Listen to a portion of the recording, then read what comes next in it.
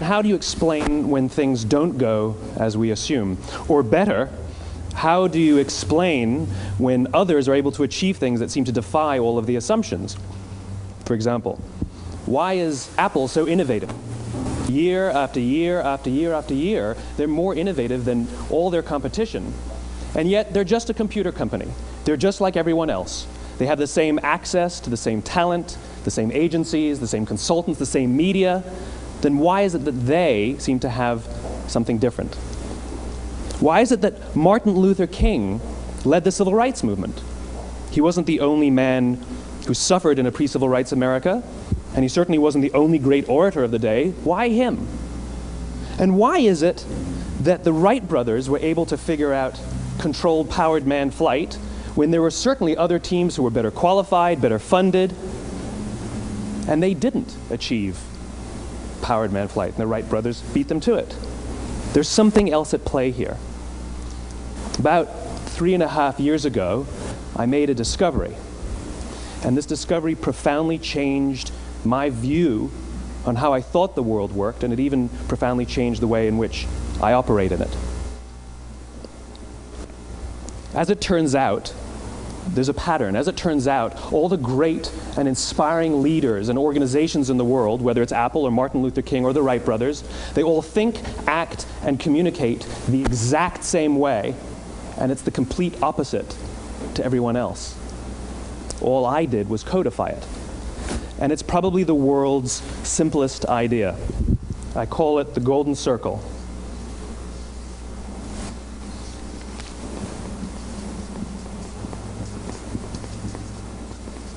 Why, how, what?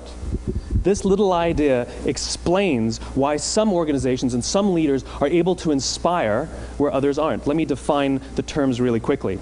Every single person, every single organization on the planet knows what they do, 100%.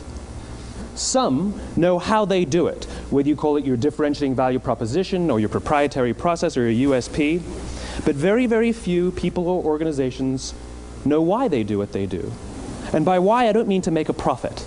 That's a result. It's always a result. By why, I mean what's your purpose? What's your cause? What's your belief? Why does your organization exist? Why do you get out of bed in the morning? And why should anyone care? Well, as a result, the way we think, the way we act, the way we communicate is from the outside in. It's obvious. We go from the clearest thing to the fuzziest thing. But the inspired leaders and the inspired organizations, regardless of their size, regardless of their industry, all think, act, and communicate from the inside out. Let me give you an example. I use Apple because they're easy to understand and everybody gets it. If Apple were like everyone else, a marketing message from them might sound like this. We make great computers.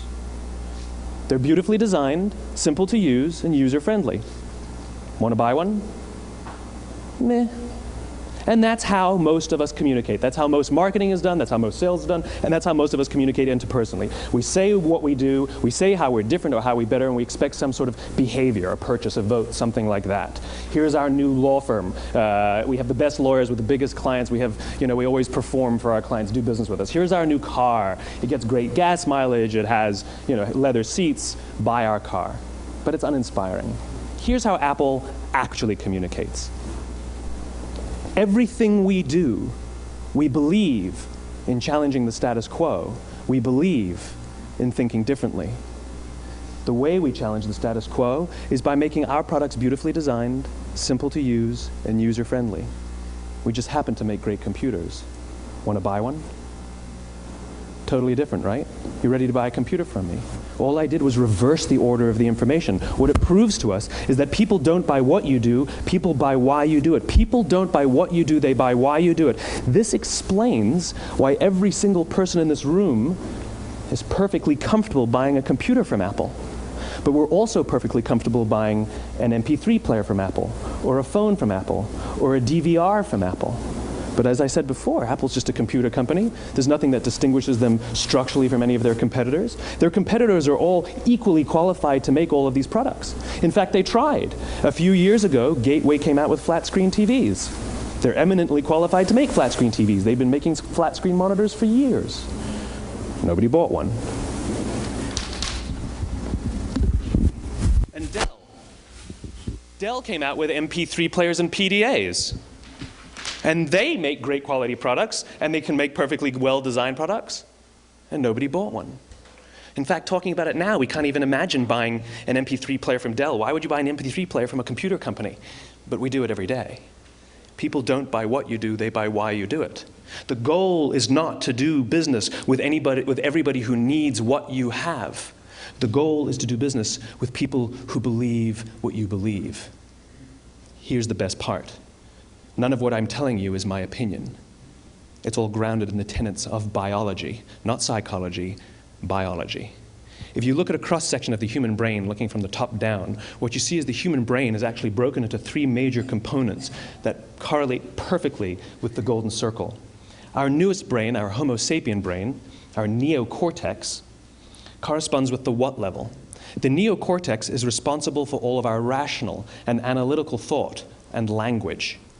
The middle two sections make up our limbic brains, and our limbic brains are responsible for all of our feelings, like trust and loyalty. It's also responsible for all human behavior, all decision-making, and it has no capacity for language. In other words, when we communicate from the outside in, yes, people can understand vast amounts of complicated information like features and benefits and facts and figures. It just doesn't drive behavior. When we communicate from the inside out, we're talking directly to the part of the brain that controls behavior, and then we allow people to rationalize it with the tangible things we say and do. This is where gut decisions come from. You know, sometimes you can give somebody all the facts and your figures, and they say, I know what all the facts and details say, but it just doesn't feel right.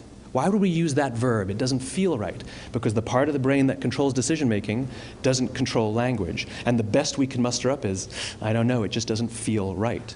Or sometimes you say you're leading with your heart or you're leading with your soul. Well, I hate to break it to you, those aren't other body parts controlling your behavior. It's all happening here in your limbic brain, the part of the brain that controls decision-making and not language.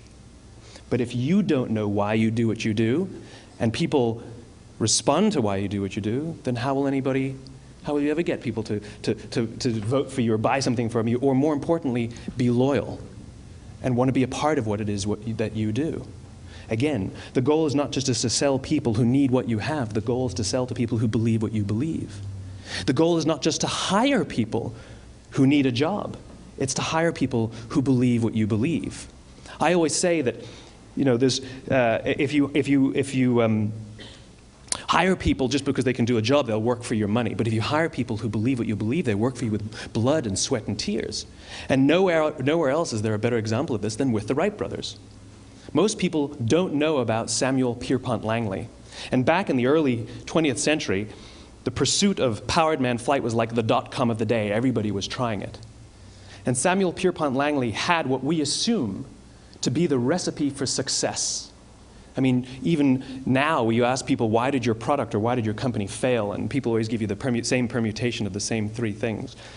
Undercapitalized, the wrong people, bad market conditions. It's always the same three things. So let's explore that. Samuel Pierpont Langley was given $50,000 by the War Department to figure out this flying machine. Money was no problem. He held a seat at Harvard and worked at the Smithsonian and was extremely well connected. He knew all the big minds of the day. He hired the best minds money could find, and the market conditions were fantastic. The New York Times followed him around everywhere, and everyone was rooting for Langley. And how come we've never heard of Samuel Pierpont Langley? A few hundred miles away in Dayton, Ohio, Orville and Wilbur Wright. They had none of what we consider to be the recipe for success. They had no money. They paid for their dream with the proceeds from their bicycle shop. Not a single person on the Wright brothers' team had a college education, not even Orville or Wilbur. And the New York Times followed them around nowhere. The difference was Orville and Wilbur were driven by a cause, by a purpose, by a belief. They believed that if they could figure out this flying machine, it'll change the course of the world. Samuel Pierpont Langley was different.